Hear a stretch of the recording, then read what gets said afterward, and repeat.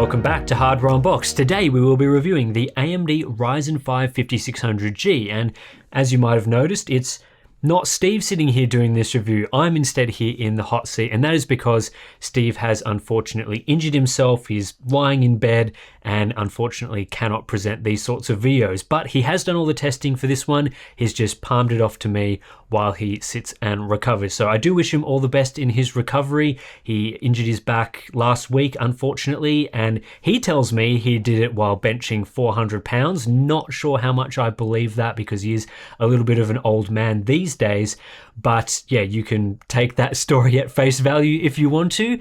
And yeah, like I said, Steve has done all the work on this video, done all the benchmarking, and this is in fact most of his script as well. So it's going to be an interesting process for me. Haven't really done this sort of thing before. We usually do each of our videos individually, but I thought I'd come and help Steve out for this one. Also, if you are interested in supporting our fundraiser into mental health research, please consider donating via the links in the description below. I will be shaving off this mustache live on the channel this month in support of mental health. We're supporting the Black Dog Institute here in Australia, who does a lot of mental health research and support. So big thanks to everyone that's already donated. And yeah, like I said, links are in the description below if you're interested in supporting that.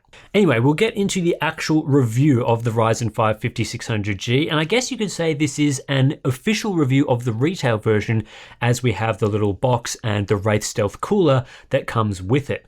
AMD has also provided a sample of the Ryzen 7 5700G, but we purchased that part a few months back and finally got a review out midway through last month. Since there's nothing new to cover or talk about in regards to the 5700G, we're going to skip an official retail review of that part. So the focus of today's review will be on the 5600G, but of course I'll include the 5700G data that I've already recorded for comparison purposes. For those who missed the 5700G content, in short, Steve was pretty disappointed by what this APU offered for $360 and struggled to find a practical use case for it. For our audience, we think it's fair to say the 5700G is an extremely niche product that really only makes sense for use in ultra compact PCs, whether that be for home theater use, casual gaming, or some other use that requires you to have a desktop PC that's the size of a gourmet burger. For everyone else, a mid-range 6-core/12-thread processor such as the Intel Core i5-10400F and a second-hand graphics card such as the GeForce GTX 1063GB, that combo will serve you far better, at least for gaming, offering roughly twice the performance at the same price.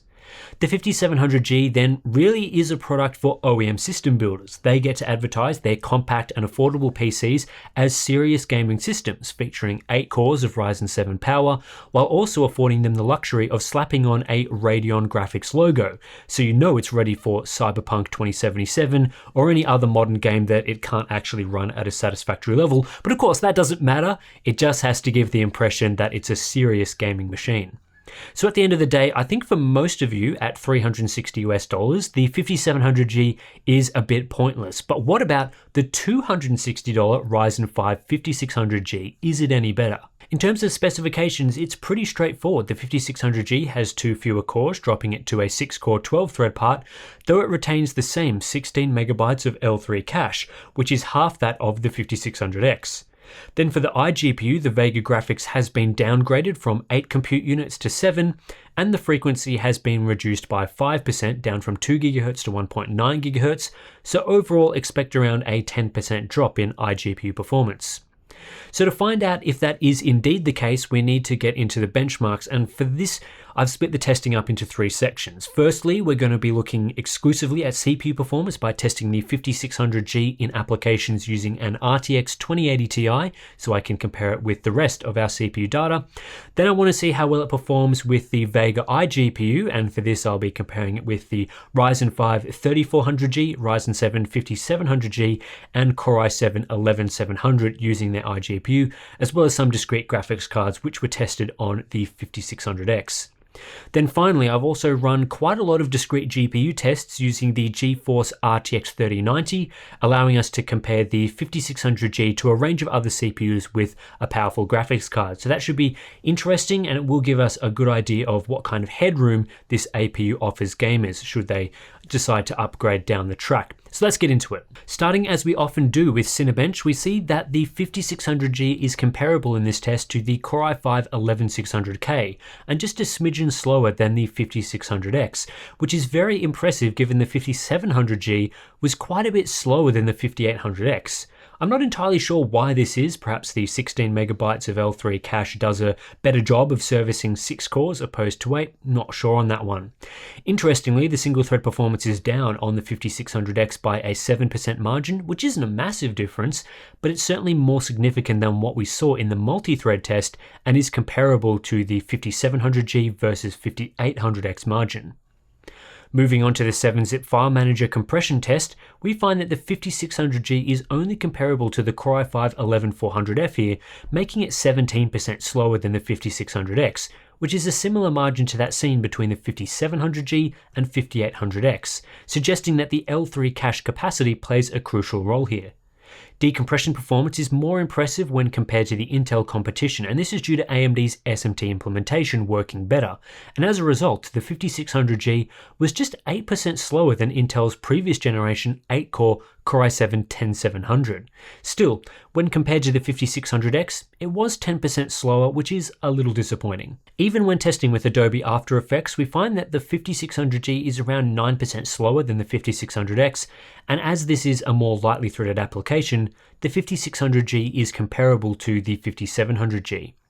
It's the same story with Adobe Photoshop, which is another lightly threaded application that typically only leans on 1 to 2 cores heavily. Therefore, we're looking at comparable performance between not just the 5600G and 5700G, but also the new Core i5-11400F.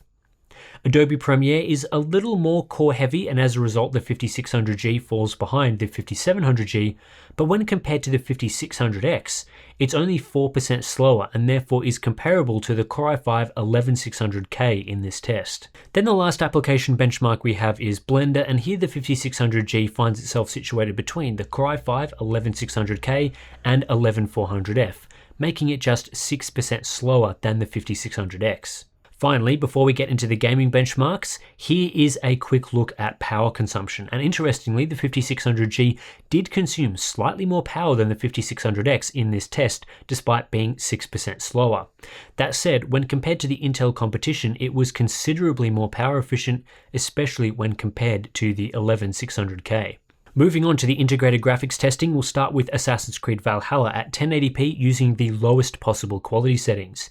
If you're happy with 30 FPS on average with frequent dips into the mid-20s, then the 5600G will work, but for me personally I found it unplayable as I was unable to really enjoy the game at those frame rates. Ideally I'd want at least 40 FPS on average to start enjoying this one.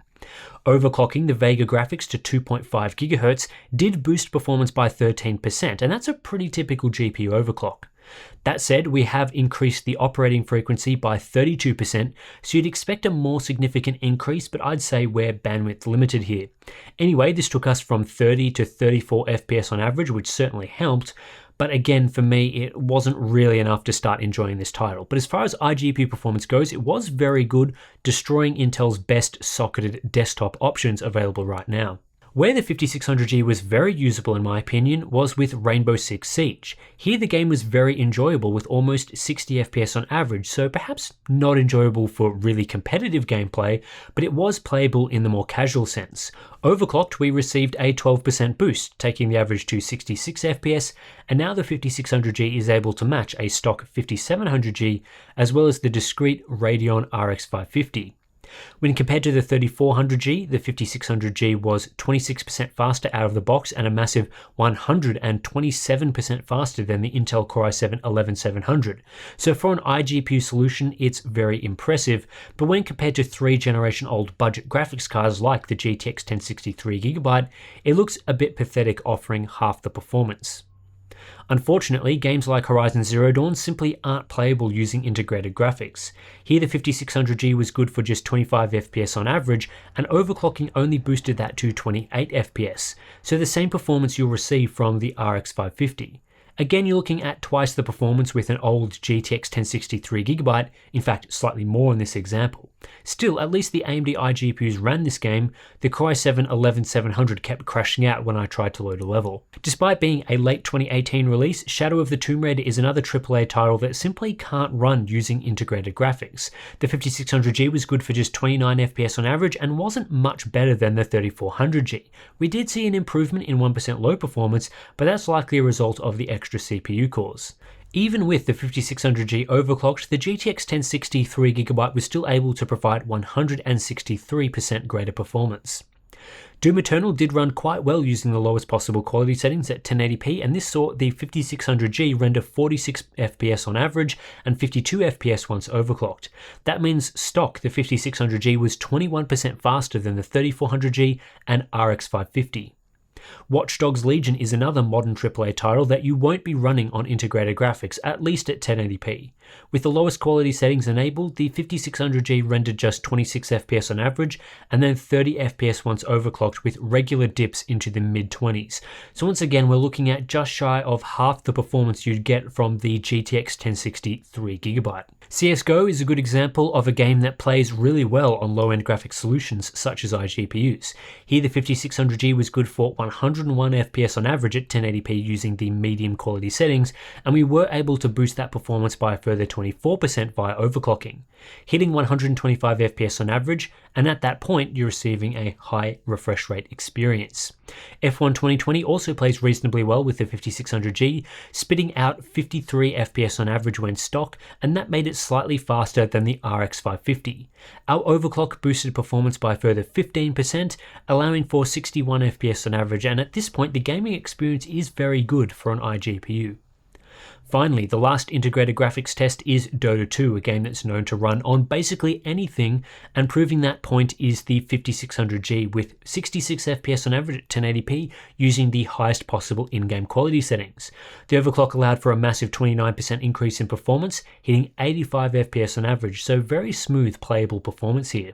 Okay, so time to check out discrete GPU performance with the GeForce RTX 3090, and we'll start with F1 2020.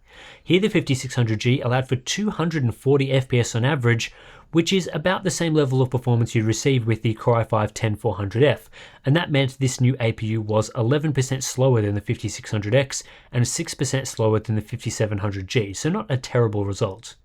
The 5600G fares better in Rainbow Six Siege. Not only did it allow for 464 FPS on average, but it was also just 9% slower than the 5600X, allowing it to beat all 10th and 11th gen Core i5 processors. It was also just 4% slower than the 5700G.